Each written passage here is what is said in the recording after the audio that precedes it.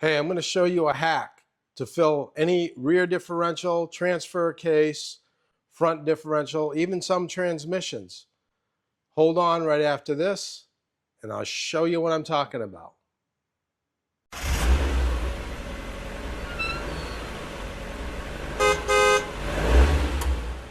Okay, let's say you want to change your own rear differential fluid, transfer case fluid, front differential fluid, and sometimes even transmission fluid in your own vehicle. But you don't want to go out and have to buy something like this just to do it one time. And this is something I bought. I pretty much just use it for Toyota transmission fluid replacements, CRV dual pump fluid, and pilots, ridge lines, all that. Specifically just for filling. You fill it in here, dump the fluid in there, and it has a little valve that you can control the flow of the fluid, which is nice.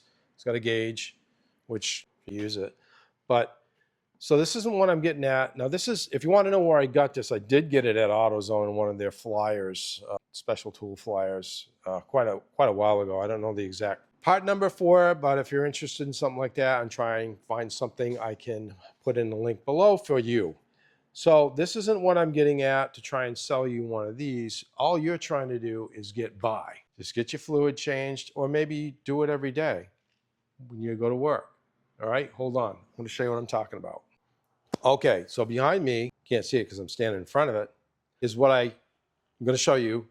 Super simple way to fill differentials, transfer case fluid, front differential fluid, even some transmissions that have a fill plug in the side. This works great.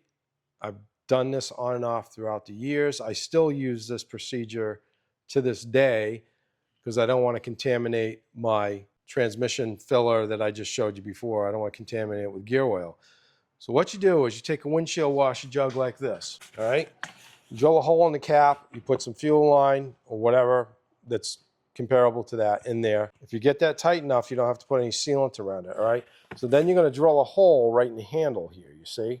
So what you're going to do is you're going to have the thing is you're going to have an air gun appropriate, like this one, okay? So you're going to introduce air into the bottle, and it's going to expand. You're going to feel it.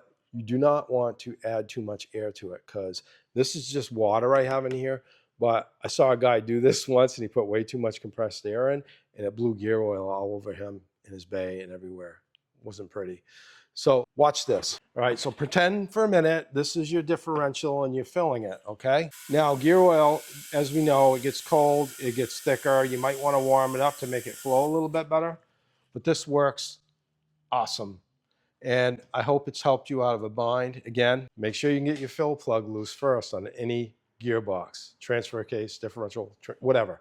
Just make sure you can do that first. Hey, if you like this video, you know what to do. And if it's helped you out, give me some positive comments. And if you have any hacks you want to share that they don't teach you in tech school, love to see them and share them with everyone else. Hey, you have yourself a great evening and a great weekend, my friends.